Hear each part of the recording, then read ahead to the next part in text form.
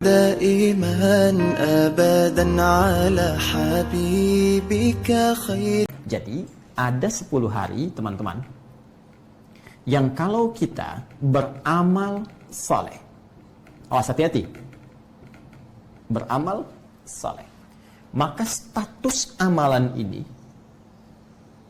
bukan sekedar menjadi amal saleh, tapi statusnya akan naik menjadi amal soleh yang sangat dicintai oleh Allah Subhanahu wa Ta'ala. Ketika cinta itu hadir, maka ampunan diberikan tanpa pernah melihat berapa besar dosa yang pernah ia kerjakan. Nah, apa dan kapan waktunya yang 10 ini? Nabi menjelaskan, yaitu 10 hari pertama di bulan Dzulhijjah. Yang dahsyatnya, di antara amalannya bisa menghadirkan satu nilai utama, yang diantara keutamaannya bisa senilai dengan predikat orang-orang yang menunaikan ibadah haji. Baik, yuk kita mulai teman-teman. Seluruh amalan ini disebut oleh Rasulullah SAW itu sebagai satu ungkapan saja, amal soleh. Lihat kalimat nabinya di hadis tadi, ya, ma min ayyamin al-amalu solihu ya fiha ahabbu ilallah. Tidak ditemukan setiap perjalanan hari dalam setahun saat amal-amal soleh itu sangat dicintai oleh Allah Subhanahu wa Ta'ala. Jadi, mengerjakan amalan-amalan ini yang kita maksimalkan dari rentang tanggal 1 sampai ke tanggal 10. Khususnya, amalan ini bisa dimaksimalkan tanggal 1 sampai dengan tanggal 9. Maka, ini bukan sekedar akan menjadi amal soleh biasa. Tapi kembali pada hadis tadi, ini akan menjadi amal soleh yang dicintai oleh Allah Subhanahu wa Ta'ala. Kalau Anda sholat dengan benar di tanggal 1 Dzulhijjah, bukan sekedar sholat, tapi sholat Anda menjadi sholat yang sangat dicintai oleh Allah Subhanahu wa Ta'ala. Mohon izin bertanya pada kita semua. Jangan masuk cinta dulu ya. Jangan masuk cinta dulu. Masuk kaidah penerimaan dulu lah. Kita yakin gak bahwa selama ini sholat kita diterima oleh Allah? Yakin Ustaz. Bagaimana mengukur keyakinan itu? Karena ada ukurannya. Ya, ada ukuran fikih, benar ditunaikan dari awal sampai akhir. Ya, ada ukuran kekhusyuan, ukuran hati dan seterusnya. Sekarang ada momentum, bukan sekedar ingin menunjukkan sholatnya diterima, tapi amalannya dicintai oleh Allah Subhanahu wa Ta'ala. Kan mustahil dicintai kalau nggak diterima. Kalau orang cinta pasti menerima kan? Baik, apalagi Allah cinta, pasti Allah terima.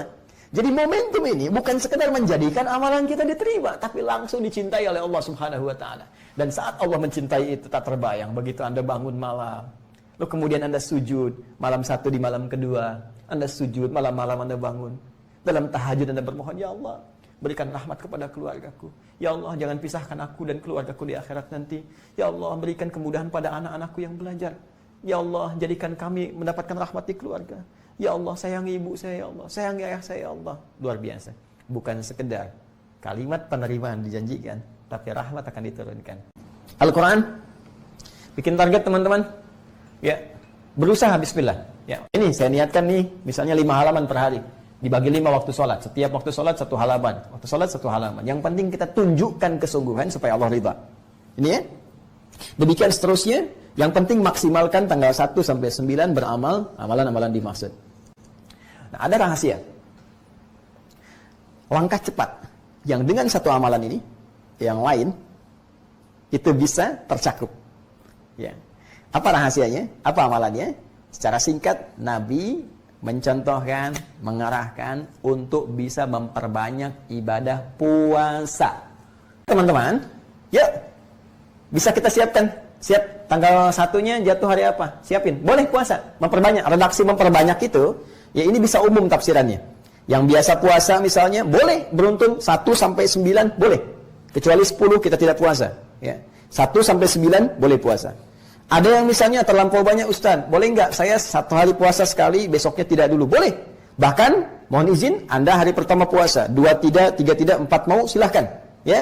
5-nya berhenti, 6 mau, silahkan. Yang penting redaksinya perbanyak puasa. Kalau misalnya berhalangan tanggal 1, tanggal 2 tidak memungkinkan, maka sedapat mungkin maksimalkan tanggal 9, karena ini istimewa. Dengan tanggal 1, tanggal 2 tidak memungkinkan, maka sedapat mungkin maksimalkan tanggal 9 karena ini istimewa. Tanggal 9 ini pengantar kepada keutamaan tanggal 10-nya. Dan ini nanti sebagai kunci untuk bisa mendapatkan rahmat Allah yang diberikan pada orang-orang yang haji. Teman-teman masih ingat puncak haji itu tanggal berapa?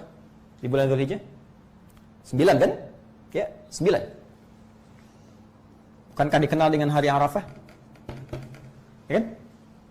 Ibadahnya berupa wukuf. Ya kan? Wukuf di Arafah. Puncak haji intinya ada di Arafah.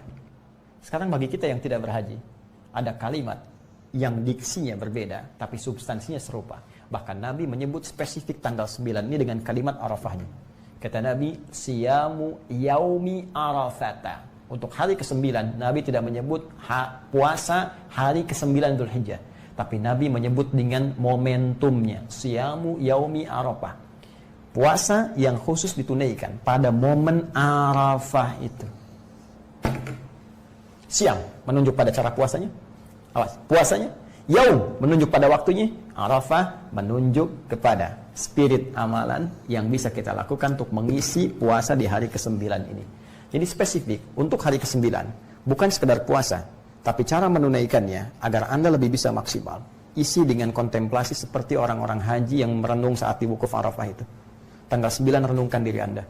Apakah selama ini masih dekat atau terlampau jauh dari Allah? Apakah selama ini hubungan baik dengan saudara sekitaran atau mungkin ada sesuatu sekat yang belum dibuka? Renungkan. Jangan menjadikan beban itu datang di hari kiamat kelak. Maka tangisi diri Anda pada saat itu. Mendekatlah kepada Allah. Minta ampunannya. Bertobat seperti orang-orang wukuf di Arafah. Maka Anda dalam puasa itu berintrospeksi diri. Tanggal 9 itu. Persis sama. Ya. Perhatikan. Saat yang di sana melontar. Yang di sini memaksimalkan dengan ibadah harta. Yaitu kurban. Nah ini. Kurban adalah keadaan yang sangat dekat dengan Allah. Ya, hal yang menjadikan kita banyak mendekat kepada Allah Subhanahu wa taala. Ada satu amalan yang dengan amalan itu bisa menjadikan hubungan kita lebih dekat dari Allah dari sebelumnya. Amalan apa itu? Saat yang di Mekah sana melontar jumrah. Sehingga muncul kesadaran Rabbani, hilang kotornya, muncul baiknya, hilang salahnya, muncul solehnya. Yang dengan soleh itu, dia lebih dekat dengan Allah. Tanda kedekatan jadi wujudkan dengan banyak ibadah setelah itu. Pun demikian, kita yang di sini mengerjakan amalannya bukan melontar. Ya, jangan sembarangan datang ke Monas, lontarin Monas misalnya. Tidak. Ya.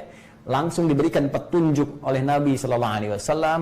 Ibadah kurbannya ditunjukkan dengan menyembelih hewan tertentu yang diniatkan untuk mendekatkan diri kepada Allah Subhanahu wa taala, sekaligus puncak koreksi diri kita. Yang di sini menaklukkan nafsu dengan memotong hewan sebagai simbolnya. Di sana satu dinding berupa batu, di sini hewan. Kenapa hewan? Karena hewan satu-satunya makhluk yang diciptakan oleh Allah dengan nafsu saja. Tuh. Lawan dari nafsu itu takwa. Itu takwa. Nah, karena ini nafsu cenderung menutupi pada jiwa takwa, ini mesti kita tundukkan. Cara menundukkannya adalah dengan cara apa? Tingkatkan takwanya sebagai simbol kita sembelih lewat hewannya.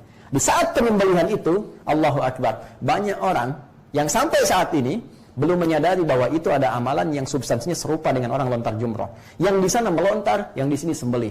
Bukankah saat melontar tadi, begitu selesai mereka berdoa? Ya kan? Jadi saat melontarnya Bismillahirrahmanirrahim Allahu Akbar, saat selesai menghadap kiblat, ini wajah tuh. Teman-teman, sama persis dengan yang menyembelih. Selesai menyembelih, belum selesai doanya. Penyembelihannya selesai. Setelah selesai menyembelih, Anda pun menghadap kiblat. Berdoa, doanya sama persis dengan orang yang lontar jumrah. Inni wajjahtu wajhiya lilladzi fatara as-samawati wal arda hanifan musliman wa ma ana minal musyrikin. Inna salati wa nusuki wa mahyaya wa mamati lillahi rabbil alamin. La syarika lahu bidzalika umirtu wa ana minal muslimin. Kalaupun Anda tak sembelih, orang lain yang sembelih, tanyakan, kapan disembelihnya hewannya? Pada saat disembelih, begitu selesai, Anda menghadap kiblat berdoa. Jelas? Jadi begitu ini selesai, Anda menyembelih tanggal 10, ya, dengan amalan harta tadi, yang di sana lontar jumrah. Maka tandanya, setelah itu, kita bahagia. Maka dengan bahagia itu, kita banyak bertakbir kepada Allah. Allahu Akbar, Allahu Akbar, Allahu Akbar. Seperti orang yang sana pun bertakbir, yang sedang berhaji.